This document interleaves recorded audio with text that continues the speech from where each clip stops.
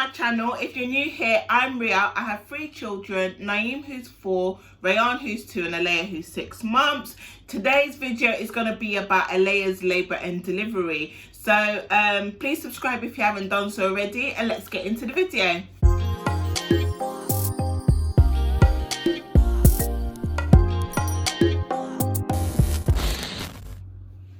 So where do I start? If you have watched my previous video, which I'll link in the description bar, I did Alea's 6 months update. So she was born on the 8th of October 2019. I went into the hospital, I think it was the 7th, I'd say. Yeah, so I went in on the 7th. Basically, because during all my 3 pregnancies, I've experienced gestational diabetes, so I've always needed to be induced, and especially with Alea, sort of like coming in quite small and petite. I'm sure if you've seen the video, she's actually quite small for her age. They really wanted to get her out, but I had my friend's wedding. I was like, listen, she needs to stay in until because I was bridesmaid, and I was like, until that wedding happens, she is staying in. So thankfully they allowed me, like, because my friend's wedding was the 5th of October, but they were like, listen, any little sign, any little niggle, anything that doesn't seem right, I need to come straight in. So I was just like, honestly, obviously I was never going to put my child in jeopardy, but I just knew she was fine, and I knew that I was fine, and if I had felt anything that felt wrong, I would have gone straight to the hospital. But thankfully I was able to party, and I went to my friend's wedding on the 5th of October, and then I luckily I found out that it was needed, because I said to them, listen, if you want, I will come straight after the wedding and come and do induction. But I had the Sunday off to relax, and God, did I need that relax. So I'm so glad that we put it to the 7th, which was the Monday. So they initially told me to come in early, I think in the morning. Then I called, I think they told me to come around 12ish. And then so when I called them, I said, look, I know I'm supposed to come in around 12ish, but obviously I know I don't really want to be hanging around. Do you need me now? Or I know, like, could you come around 4? And I said, thank God I didn't just turn up, because that's probably how I would have been sitting there till around 4 o'clock. So I went there now around, I was even late, I think I got there like just before 5 or something like that. So I got there, got a bed straight away, thankfully, and then they started me, tell a lie, they started my so what they did is they examined me to see how many centimeters I was completely shut. No, I think I was half a centimeter. That was it. I was half a centimeter. And then they put the Propest in me. So basically it's like, I think some kind of hormone that sort of triggers labor. They put that in me, and then basically what they would normally do is put it in for 24 hours. Then if nothing's happened, they will then check to see how far you've gone along, whether you progress, whether they need to break your waters, etc, etc. So for me, that was put in around 4ish. I would say I didn't get my first niggle till around 8ish. So I was thinking, okay, a little cramp there, a little niggle there. So I thought, you know what, I'm going to take it in my stride, because I actually did hypnobirthing.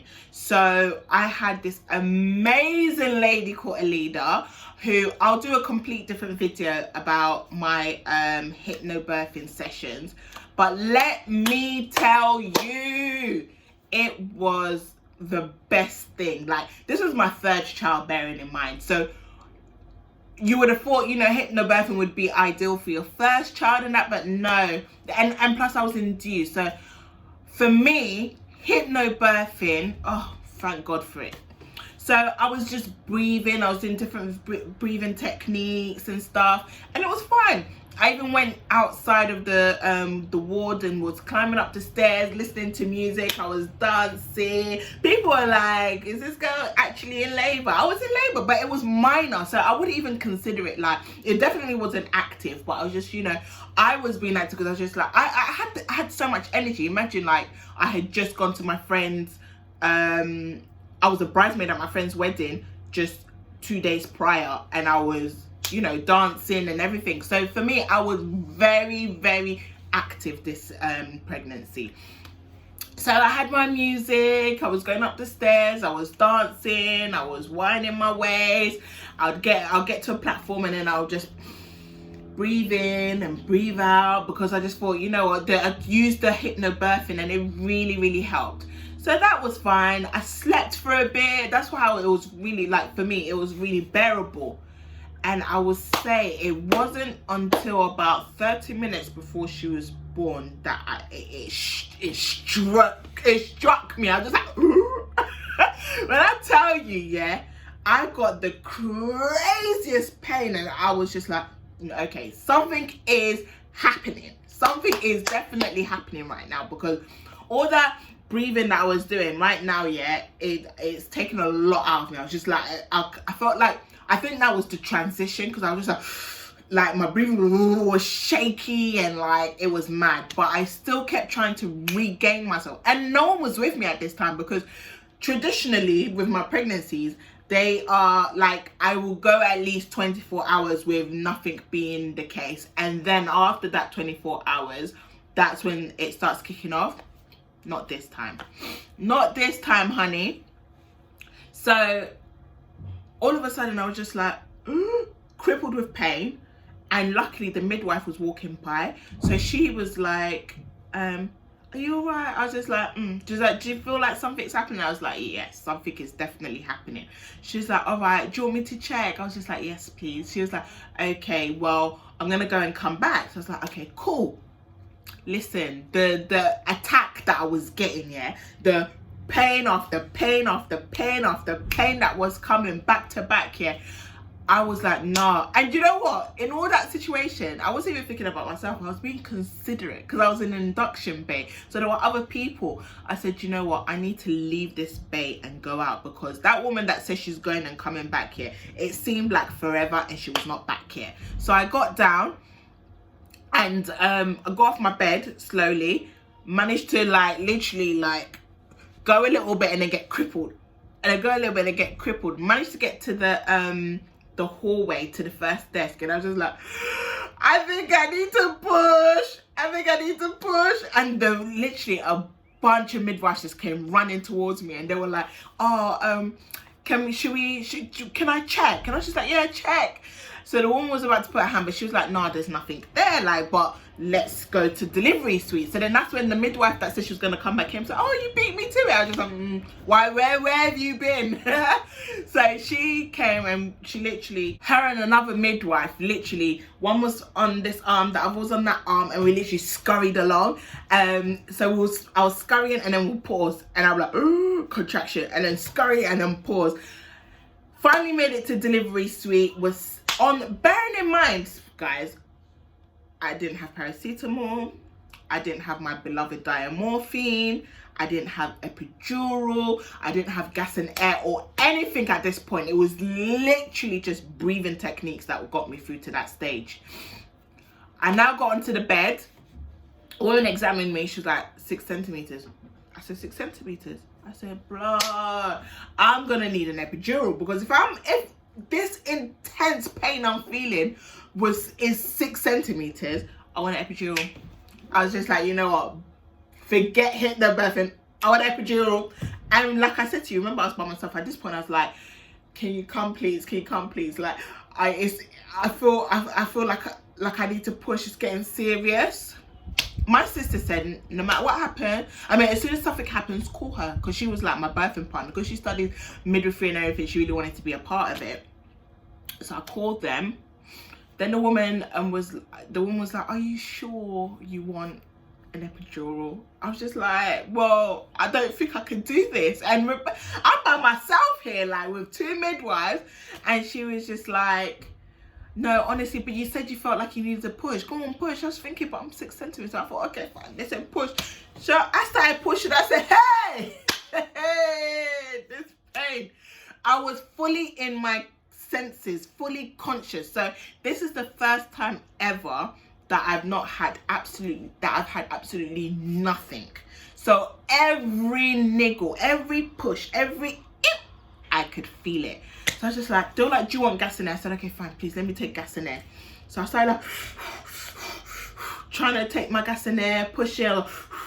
And then I thought something, because of the hypnobirthing, the thing I love about it is that, yeah, you do go a bit crazy where you feel like you can't do it, but it helped me regain my composure. And that was the amazing benefit of it, that I was able to, from going crazy, I was able to regain myself. So I slowed down, I thought I regained my composure, and I took the gas in, and I was like, and then pushed as I was going out, because there's a part of it, they tell you to feel like, to visualize yourself pushing down. So that's what I did. Literally, bearing in mind, my waters hadn't gone either, so my waters were bulging. And I was pushing. Mum of three. When I got to the crowning, I said, hey, I can't do this. So I had to pause. I said, I can't do this. They're like, you need to. I was just thinking, how am I supposed to do this? Because I've never been conscious of that stage. So I was just like, okay, then something in me. I'm that kind of person, yeah, that if I have to do something, I'm always just like, you know what? F it. I'm going for it. Cocked my legs up, took the gas in there, and pushed. And she literally just went, psh, slid out. And she was in her sack still. Oh my God. Literally, so from the moment I called my mum to say, Mum, look, come, I called her back and I said, where are you? She's like, oh, I'm coming. I said, well, she's here now. She's like, what? You just called me to say that you are pushing. I said, well, you should have been here. So literally, she was out within like 12 minutes of making that phone call, and about 23 minutes from when I left induction bay to I got to delivery suite, she was out. It was so quick. I did not expect it one bit, but yeah, she came out. My waters were bulging. She came out in her sack, so that I think it popped as she came out.